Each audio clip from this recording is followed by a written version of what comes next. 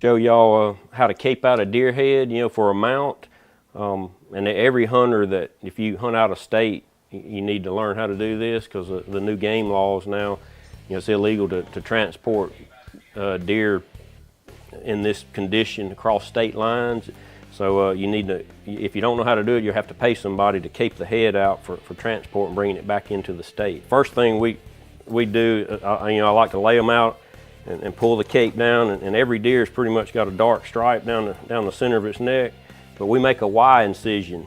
We come kind of from the back of these antlers and make it like a V kind of between the ears, and then we'll make just a center cut down that stripe about 6 to 8 inches long, and then you can turn the head out through that hole. But I'll show y'all how that's done. And you want to get your hair out of the way. You don't want to cut through all the hair. This head's been frozen a little while too. It's a little dried out. Okay, I made my Y cut. I made a straight cut down here, and then I V'd it back from the antlers, and that opens up, and it pretty much makes the letter Y. And then you just skin it out up to the base of the antlers, and then I come right here and cut down through the ear butt where the ear joins the head. And you can see the ear canal right there. And what we do in here, people have their own method, but instead of using a knife to skin out all the way around the base of the antlers, we use a hammer and a screwdriver. And once I get it started, you can just tap it.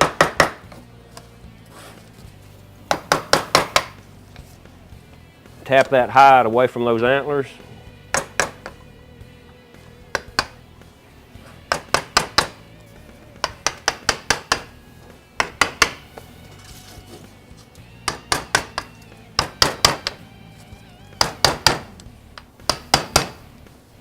That was a little tough.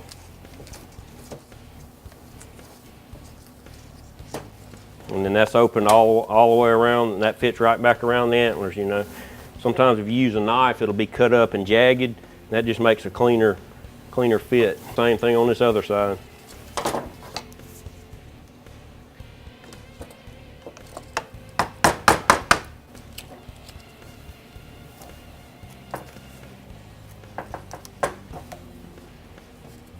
And now that's off around both antlers.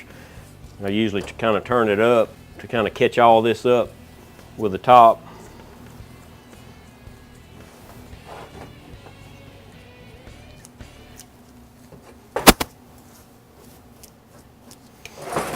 I'll just pull this skin to that side and pull everything off that way. And what I do, I start looking for that orbital ridge around the eye, and you can see it here. There's the eye opening. You want to make sure not cut your eyelids. So I usually stick my finger in here and get them under the eyelids where I know where the eyelid is. And you just basically cut right around that orbital ridge, and I'm pulling the eyelid up. So I know I've got the eyelid up here, so I can cut through this membrane there and get my finger through there. See, there's the eye opening that you don't want to cut. So keep that pulled up out of your way. And then just be careful on this front corner of the eye. You don't want to cut through that. Just stay against that orbital ridge. And get it right to the front, and then you've got this tear duct. So there's an indentation there that goes up in that tear duct. If you cut a hole there, it's okay, but it's better to try not to. So usually you take your knife and just kind of dig it out of that little socket there. Yeah, just dig that tear duct out right there, that little indentation, and it pulls that whole tear duct out where there's not a hole there. And just do the same thing on this other eye. Just cut along that orbital ridge. Pull my eyelid out.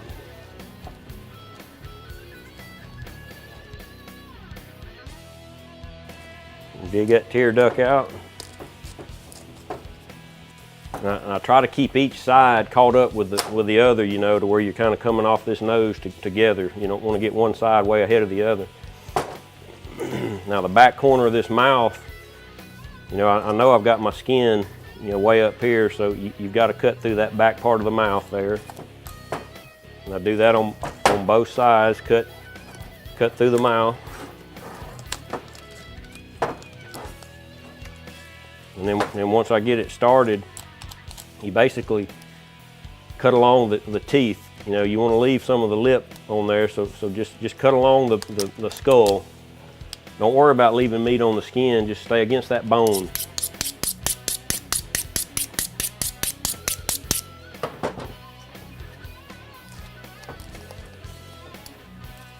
And just flip it back and forth and do both sides.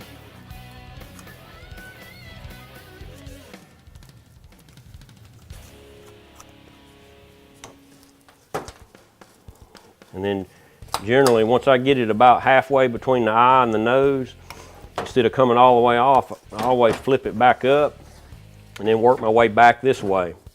You can see what you're doing better. So you can pull this lip down and just cut up closer to the teeth. Like I say, leave some gum line in here. Don't cut it way out here by the hair. Cut up closer to the teeth.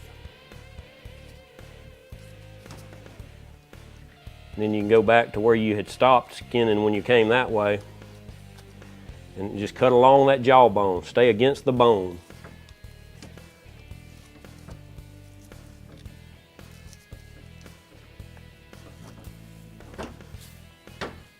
But that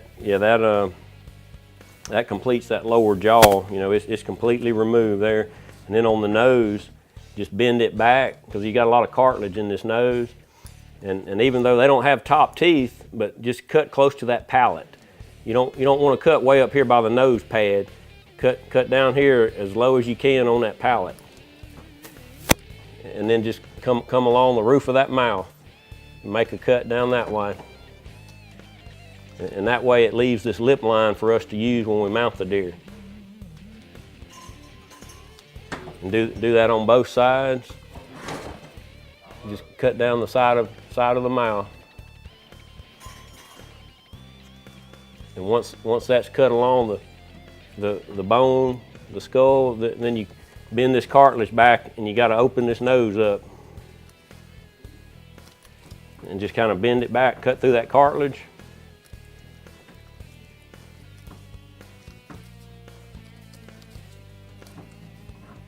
And just be careful, you don't want to come through the top here of your skin, so I use my fingers to kind of feel. And then just when you get through that cartilage, just cut along the bridge of the nose on the skull. And then it just slides right off. I mean, of course, what we tell everybody, it doesn't matter if it takes you 45 minutes to do it. I mean, you're not in a race. I mean, just take your time and cut against the bone. Don't worry about how much meat you leave on here. You know, just cut along that orbital ridge and take your time, you know. I mean, if it's worth mounting, it's worth spending an hour or whatever on it.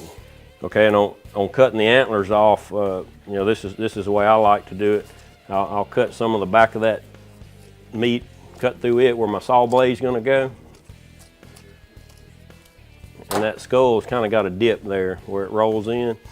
But what I like to do is come to the back of that skull and almost cut right above that ear canal to the center of the eye socket right there. And you just want to make sure it's straight on both sides to where it does the same thing over here. You know, don't want it to be real crooked. So I usually put the nose down and we use these sawzalls in here. It saves a lot of elbow grease. But I start in that slot that I cut through that meat. And I just line it up and make sure it's going to go to the center, the back of that eye socket, and cut right down through both sides.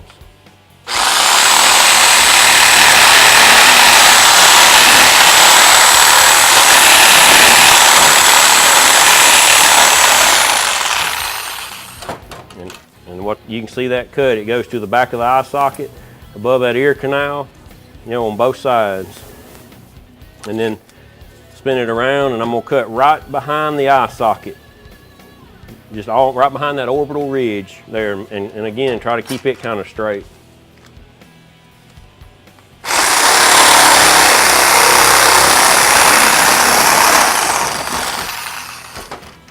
And you can just dig that brain out, and that's what your skull will look like. And we'll clean the meat off of it, but that's what you want to leave for a mount. And we can trim the skull a little bit when we're mounting it, but clean all that meat off with your knife. Don't leave it on there; it'll get nasty, and you'll be good to go.